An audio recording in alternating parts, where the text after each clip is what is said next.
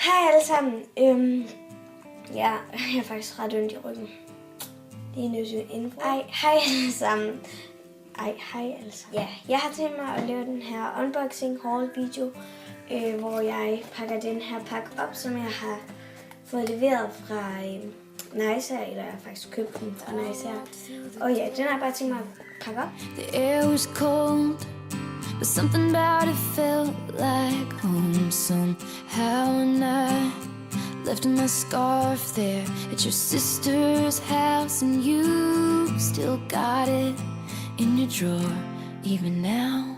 Og når man så har åbnet den, så ser den sådan her ud indeni, og så er sådan noget papir ting.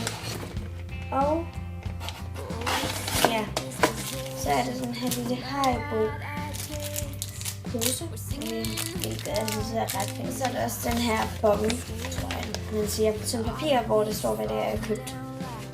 Og så er der den her papirting, og indeni, der er der disse to, og det er disse Awesome og Moist shampoo og balsam. Og jeg tror faktisk, det er større. Jeg kunne bare vælge at kigge på milliliteren. Det har jeg også ikke gjort, men ja, det er disse to små nogle. Og det er fordi, jeg skal konfirmeres her næste år, siger man vel. Og ja, så kunne jeg godt tænke mig at pleje mit hår lidt ekstra. Wow, de dufter godt sådan tyk. Og ja, de ser bare sådan her ud, hvis I vidste. Og til sidst er der sådan her Berber All Hair Treatment with Argan Oil. Og jeg lige prøve at pakke den ud her. Der er sådan en pump med, hvilket er ret godt. Og det var den her olie fra Osmo, og ja, så var det den her pump med. Lige prøve at sætte den i.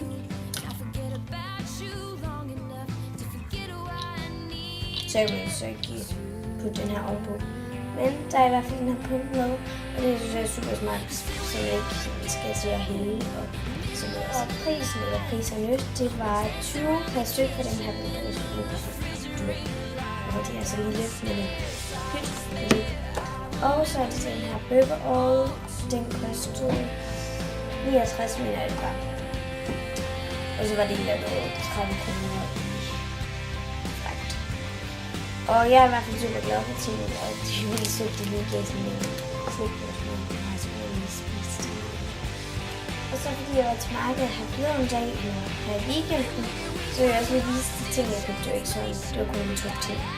Først tænkte jeg den her parfume, og den her Black Ulrich, jeg ved det virkelig ikke, og det er green, og der ser den sådan her ud, og det er sådan en lille æble. Jeg ved ikke, om I kender de der parfumer med Apple. Det er bare en papir, det er rigtig. Den dufter hele tiden, så jeg gav 40 kroner for den, så det var ingenting.